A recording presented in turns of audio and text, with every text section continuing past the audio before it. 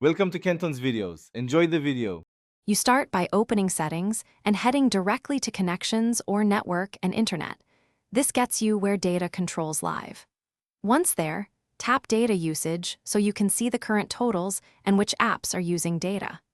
Make sure mobile data is on if you need live numbers, and note whether you're viewing cellular or Wi-Fi usage. This step prepares you to remove saved counters or reset the cycle, because phones separate usage display from actual system counters.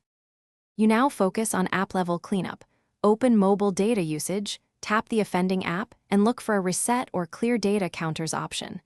Samsung sometimes shows a 3-dot menu for this. If that option isn't present, press the app name to open App Info, choose Storage, and tap Clear Data. This clears that app's local usage records and cache. Once done, data shown in settings will adjust. Make sure to repeat for each app that reports incorrect or high usage, so totals reflect the finish by resetting the billing cycle in data usage to zero out monthly counters. That gives you a clean baseline. After you reset, reboot the phone so system services reload and any cached counters clear.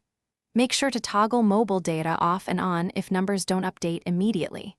If data totals still look wrong, you may need to contact your carrier or install pending system updates, because some providers or firmware versions report usage independently from the phone's local counters. Thanks for watching. Consider subscribing if we helped you.